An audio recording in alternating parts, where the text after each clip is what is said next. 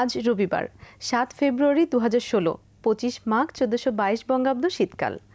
মানুষ যদি কল্পনা না করে, যদি স্বপ্ন না দেখে, মানুষ যদি বুদ্ধি খরচ না করে, যদি উপলব্ধি না করে, মানুষ যদি জ্ঞানী না হয়, যদি প্রেমী না হয়, তবে মানুষ তো কেবল একটি প্রাণী। দিনে দিনে আমরা যে পথে এগিয়ে চলেছি, মনে হচ্ছে আমরা একদিন স্রেফ একটা প্রাণীতে পরিণত হব। চোখ বুজে থাকতে থাকতে, পাশ কাটিয়ে চলতে চলতে আমরা তো সব বোধই হারিয়ে ফেলেছি। প্রিয় দর্শক, আসুন ঘরের মধ্যে একটু বাইরের হাওয়া আসার পথ করে দেই। বাইরের কিছু শব্দ ঘরে আসুক, সঙ্গীত কানে আসুক, জানালার ভারী পর্দা গলে সকালের স্নিগ্ধ আলো আসুক ঘরের মধ্যে। আসুন নিজের দেয়ালগুলো ভেঙে বিশ্বজগতের সঙ্গে যুক্ত হই। সবাইকে শুভেচ্ছা জানিয়ে শুরু করছি আজকের আয়োজন। আজ দিন প্রতিদিনের রয়েছে আজ কোথায় কি জানেন হয়তো, চিরসুন্দর, অবসরে, স্বাস্থ্যকথন, আজকের বাংলা ভিশন এবং সবশেষে আনন্দ আড্ডা। আনন্দ আড্ডায় আমাদের আজকের অতিথি কণ্ঠশিল্পী রাফাত। চলুন পরিচিত হয়ে আজকের অতিথির সাথে। শুভ সকাল ভাইয়া। শুভ সকাল। কেমন আছেন? জি ভালো। এই সকালে আপনি আমাদের মাঝে উপস্থিত হয়েছেন, তার জন্য আপনাকে অনেক অনেক ধন্যবাদ জানাচ্ছি। আপনার একক অ্যালবাম প্রকাশিত হয়েছে, এটি আপনার ষষ্ঠ একক অ্যালবাম, আমরা জানি। এই ব্যাপারে আপনার সাথে অনেক বেশি কথা বলবো, আড্ডা দেব, কিন্তু তার আগে আমাদের নিয়মিত কিছু পরিবেশনা। আজ বাংলাদেশ শিল্পকলা একাডেমির এক্সপেরিমেন্টাল থিয়েটার হলে রয়েছে আরশিনগর থিয়েটারের পরিবেশনায় নাটক সে রাতে পূর্ণিমা ছিল। একাডেমির স্টুডিও থিয়েটার হলে রয়েছে ইউনিভার্সাল থিয়েটারের পরিবেশনায় নাটক মহাত্মা। বাঙালি ঐতিহ্য ও সংস্কৃতির সঙ্গে বেনারসি শব্দটি জড়িয়ে আছে অনেক কাল থেকে। দেশে বেনারসি শাড়ির সবচেয়ে বড় বাজার মিরপুরের বেনারসি পল্লী। ১৯৯৫ সালে মিরপুর বেনারসি পল্লী প্রতিষ্ঠা হলেও ধারণা করা হয় ১৯৯০ সালে এখানে হাতে গোনা ২-৩টি গদিঘর ছিল। সময়ের পরিক্রমায় চাহিদার ভিত্তিতে এখানে আরও কিছু গদিঘর প্রতিষ্ঠিত হয়। ঐতিহ্যবাহী এবং পুরনো গদিঘরগুলোর সাথে নতুন কিছু ব্যবসায়ী এসে যোগ হলে এলাকাটি একটি পরিপূর্ণ বেনারসি পল্লীতে পরিণত হয়। একসময় শুধুমাত্র বেনারসি শাড়ির জন্যই এটি বিখ্যাত ছিল, তবে বেশ কয়েক বছর ধরে এখানে বেনারসি ছাড়াও টাঙ্গাইল তাঁতের sari, Tangail half silk, Rajshahi silk, ধুপিয়ান, ঢাকাই মসলিন, কাতান, কোটা, জামদানি, জর্জেট ইত্যাদি শাড়িও পাওয়া যায়। জেনে নিন ঠিকানা ও প্রয়োজনীয় তথ্য। বেনারসি পল্লী মিরপুর, সেকশন 10, ব্লক এ, লেন 1 থেকে 4, অরিজিনাল 10, মিরপুর, ঢাকা 1221। রবিবার পূর্ণ দিবস এবং সোমবার দুপুর 12টা পর্যন্ত বেনারসি পল্লী বন্ধ এবং অন্যান্য দিনে সকাল 10টা থেকে রাত 8:30 পর্যন্ত খোলা থাকে। আজকের চিরসুন্দর পর্বে আপনাদের জন্য রয়েছে বাংলা ভিশন আর্কাইভ থেকে একটি নাচ।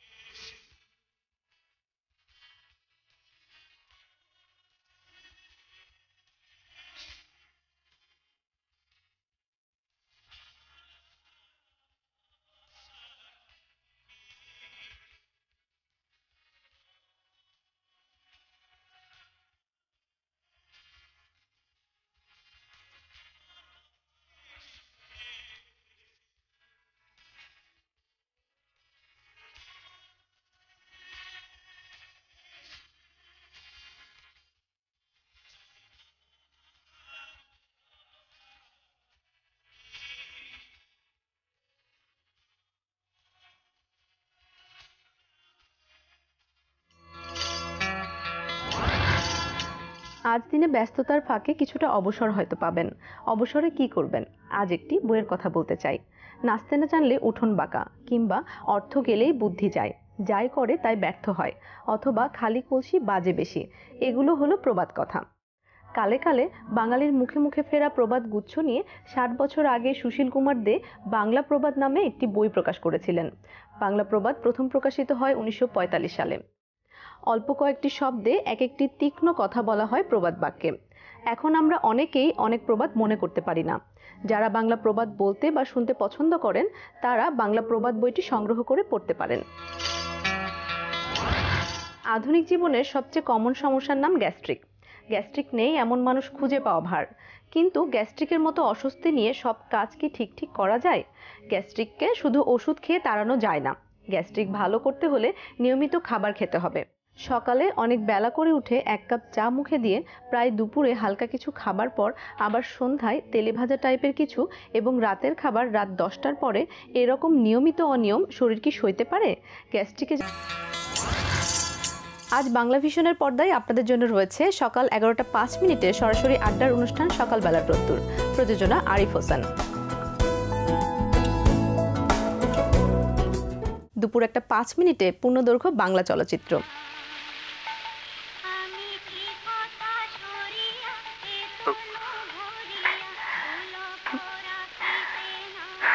খুব সুন্দর বৃষ্টি হচ্ছে, আমার খুব ভিজতে ইচ্ছে করছে।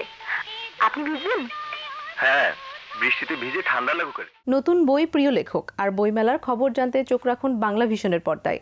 মাহিদুল ইসলামের উপস্থাপনা, মামুন খান ও জাহেদ নবীর প্রযোজনায় বিকেল 5টা 20 মিনিটে দেখবেন সরাসরি অনুষ্ঠান প্রতিদিনের বইমেলা।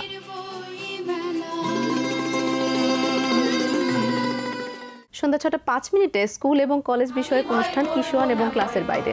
প্রযোজনা রফিকুল ইসলাম ফারুকী।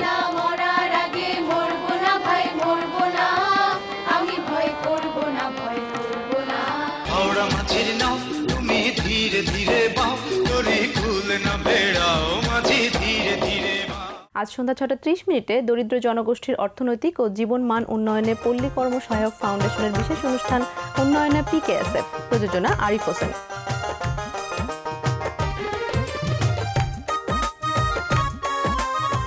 রাত 8টা 15 মিনিটে ধারাবাহিক নাটক ননস্টপ। রচনা সৈয়দ জিয়াউদ্দিন, পরিচালনা সাজ্জাদ সুমন। তাহলে কি পাত্রীর মায়ের ছবি তুলিয়ে নেব? রাত 9টা 5 মিনিটে দেখবেন মাসুদ সেজানের রচনা ও পরিচালনায় ধারাবাহিক নাটক চলিতেছে সার্কাস। আজ রাত 11টা 25 মিনিটে দেখবেন মাসুম শাহরিয়ারের রচনা ও ফয়সাল রাজীবের পরিচালনায় ধারাবাহিক নাটক জীবন থেকে নেয়া এই শহরের গল্প।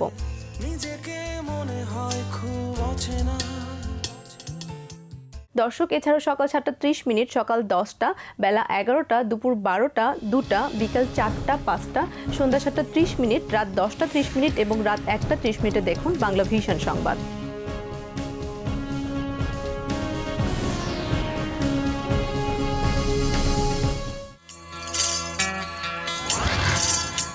চলুন ফিরে যাই আমাদের আজকের অতিথি কণ্ঠশিল্পী রাফাতের কাছে। আজকের আড্ডা তো অনেক জমবে আশা করছি, কিন্তু আড্ডার শুরুটা গান দিয়ে করতে চাই। নতুন যে অ্যালবামটি আসলে এটা টাইটেল ট্র্যাক মুসাফির মন। এই গানটি লিখেছেন তারেক আনন্দ, সুর আমার, সঙ্গীত আমার। আকাশ টানে মাটিও টানে এই পৃথিবীর মায়া ছিন্ন করে, হে খোদা হে খোদা যেতে চাই তোর দরবারে, কাল হাসরে কি দেব জবাব, ক্ষমা করে দিস তুই মোরে। মুসাফির আমি মুসাফির মন, খুঁজি তোরে খোদা ঘুরে ঘুরে।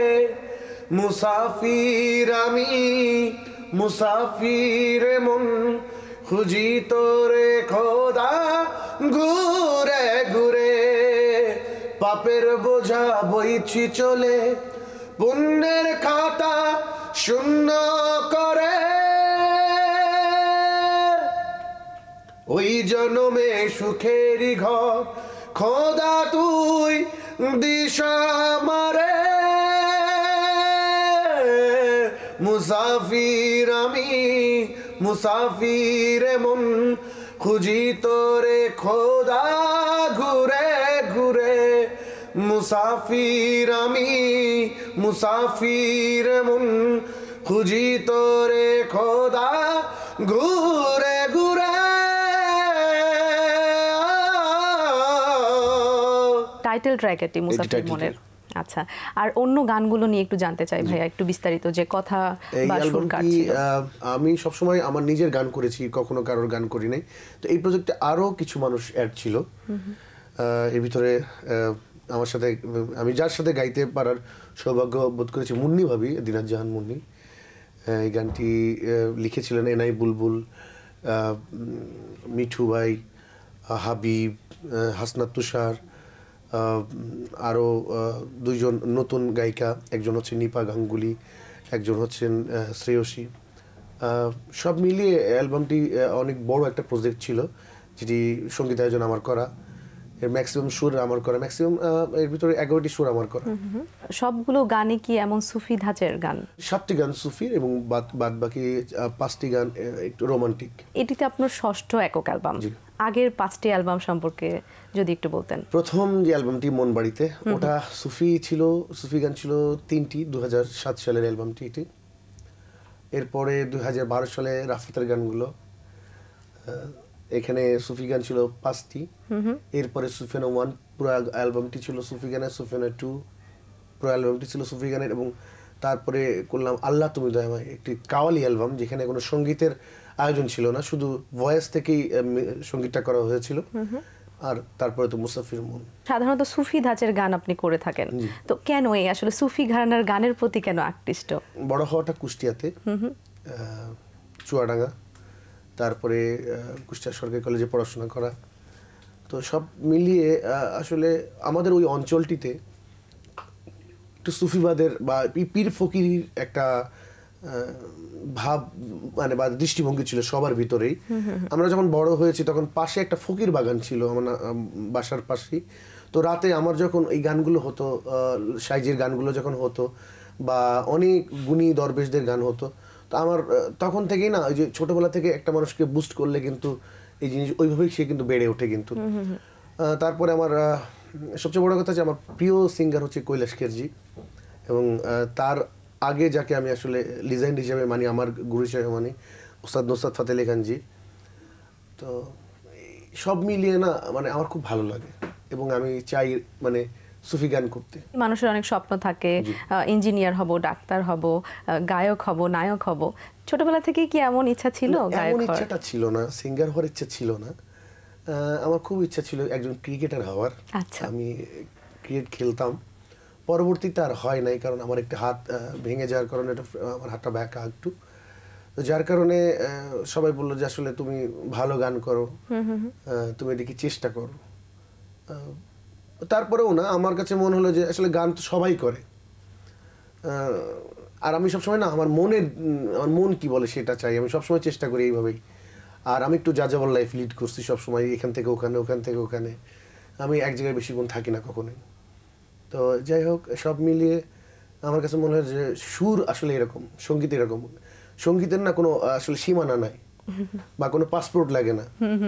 তো সব মিলিয়ে আমার কাছে মনে হয় যে এটাই আমি কখনো ফোক নিয়ে কাজ করি না। এবার প্রথম আমি একটা কাজ করছি ফোক নিয়ে।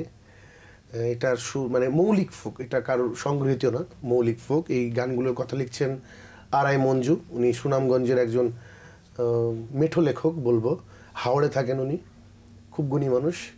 এই অ্যালবামটিতে কাজ করছে মনির বাউলা বলে আমরা চিনি, কাজী শুভ, আশিক, আমি, হাসনাত তুষার, রেশমি মির্জা, আমাদের মানে এই জেনারেশন যে ফোক আর শিল্পীগুলোর, আমি চেষ্টা করছি এই ফোক অ্যালবামটি করার, এবং আশা করছি সামনে পয়লা বৈশাখে আমি অ্যালবামটি দিতে পারবো সবাইকে।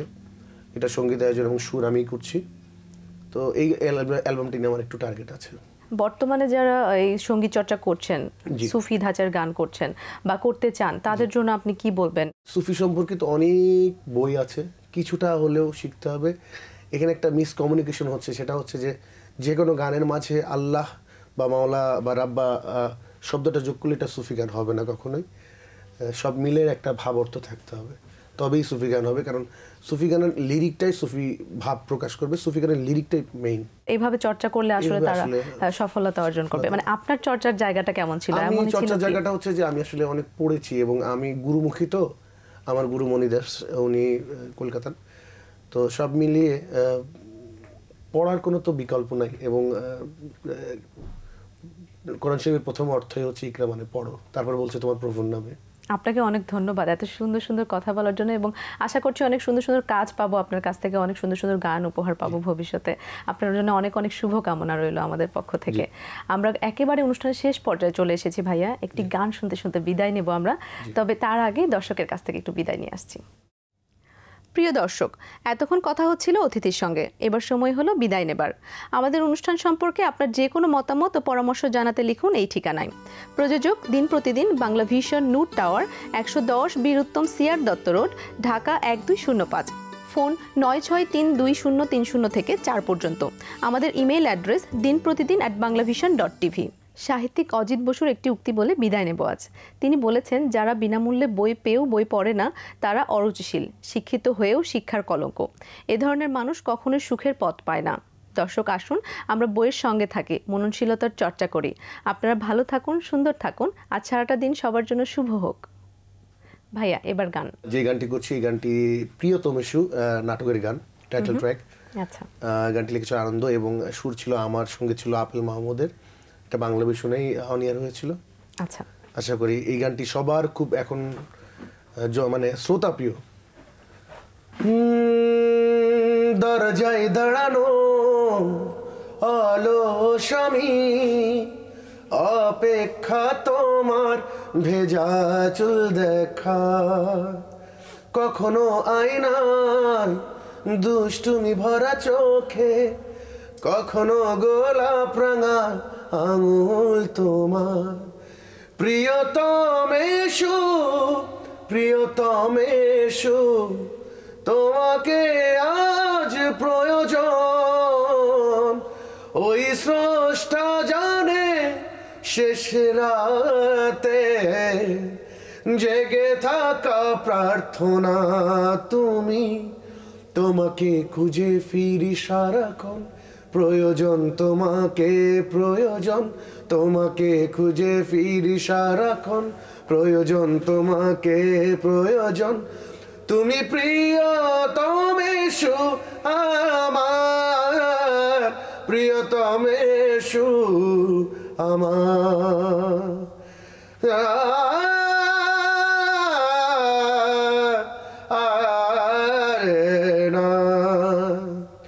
তুমি প্রিয় নাম আমার, দিনের শেষ গল্প, কখনো শুকনো প্রিয় আধারে মিষ্টি কবিতা। আবার যেন সব ভুলে থাকা, আপন করে আগলে রাখা প্রিয় সেই কবিতা ছবিটা। প্রিয়তমেশু, প্রিয়তমেশু, তোমাকে প্রয়োজন। ওই স্রষ্টা জানে শেষ রাতে জেগে থাকা প্রার্থনা তুমি।